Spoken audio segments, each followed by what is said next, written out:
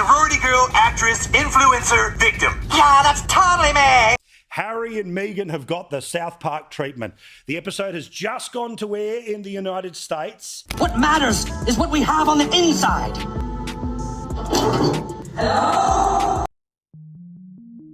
The now infamous South Park episode titled Respect Our Pregnancy took aim at everything Meghan Markle and Prince Harry claimed to stand for: privacy, authenticity, and relatability, and burned it all down. Meghan's now viral twerking video, filmed in a hospital room and meant to show her playful side, sparked backlash, mockery, and, eventually, the full wrath of Trey Parker and Matt Stone. Then came a cartoon episode that Meghan's legal team reportedly tried to shut it down before it even aired, but it was too late. The damage was done. And now the world is watching. It began when Meghan Markle uploaded a clip where she appears in a hospital room, rocking a massive baby bump and twerking. Meghan Markle has posted a cringy video of her and Prince Harry dancing in a hospital.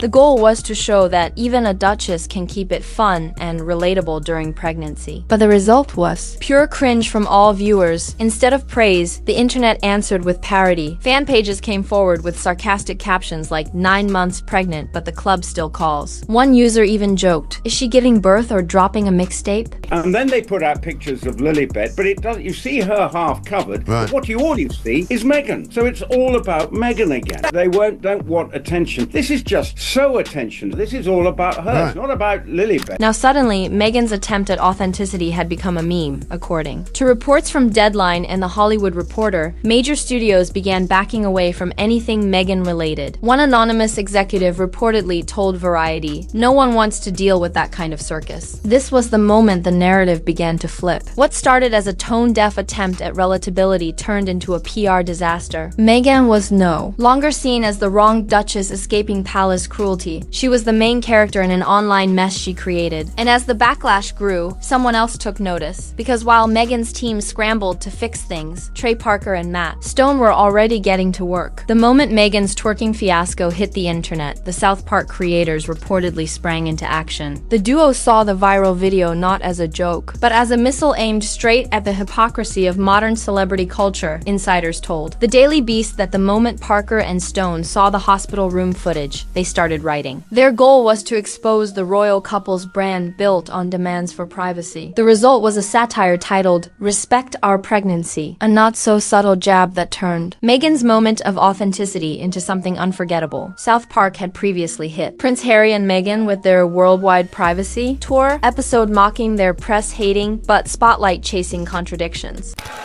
We want privacy! We want privacy! Thanks for having us on the show. It's so awesome to be here. It's great. So let me start with you, Sam. You've lived a life with the royal family. You've had everything handed to you, but you say your life has been hard, and now you've written all about it in your new book, Where? Yes, that's right, friend. You see, my wife and I are totally like, you should write a book because your family like stupid and then so are like journalists. But this new episode was different. It felt personal. They didn't just parody the twerking clip, they magnified every inch of the narrative. Meghan's baby bump was inflated to cartoonish proportions. Her message of empowerment shattered under the weight of fireworks and staged chaos. The South Park team took the internet's mockery and turned it into satire, and while most celebrities would brush off animated jabs, Meghan's camp did the opposite. Panic set in. Legal teams and PR experts were activated. The couple have been begging for privacy, and South Park has done a parody of this, and apparently it has really upset Meghan Markle. Your millions from Netflix for no one knows what. Put it with the rest of them. Meghan's buying it kosher, and I don't think there's much on the inside. There's talk that the royals are going to sue over this episode now. Would you recommend they do that kosher?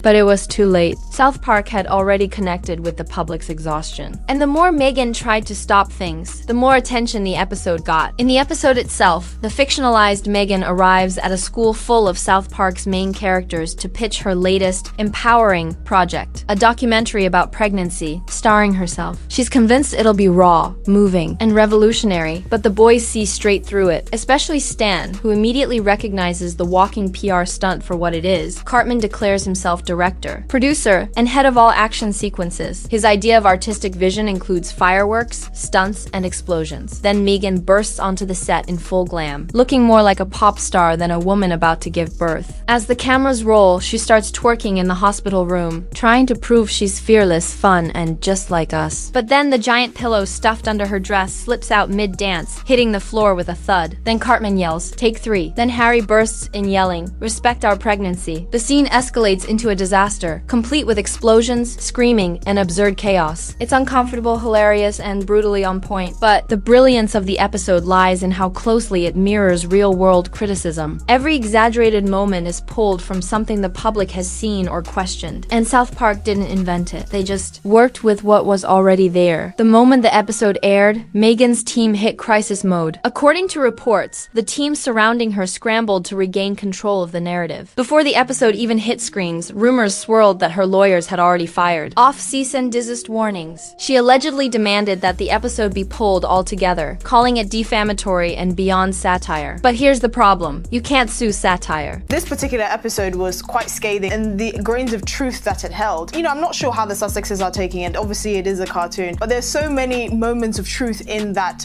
episode that makes it so funny. You can't sue a cartoon. It's satire. It is what it is. South Park has done episodes on the royal family, on the royal wedding of Kate and William, for instance. So it's not something that they would be able to sue about. And I genuinely just don't believe it, really. Trey Parker and Matt Stone have built an empire on pushing boundaries, and legally, they've been tested. As The Hollywood Reporter pointed out once, every attempt to censor or sue them has ended worthless. Free speech and parody laws in the US shield them, and they know exactly how far they can go. Still, Meghan tried. Her team reportedly brought in top-tier PR consultants, spinning a story of misogyny and mockery to win sympathy from the public. But the world wasn't buying it. And the more she protested, the more the internet laughed. Meghan's attempt to bury the episode only magnified its reach. And behind the scenes, the damage was spreading. Hollywood insiders whispered about paused deals. Executives were allegedly backing away. Now, Meghan's brand wasn't just mocked, it was a liability. Once South Park aired Respect Our Pregnancy, it brought forth the biggest cultural shock to the royal couple. Twitter lit up instantly, with hashtags like #RoyalCringe and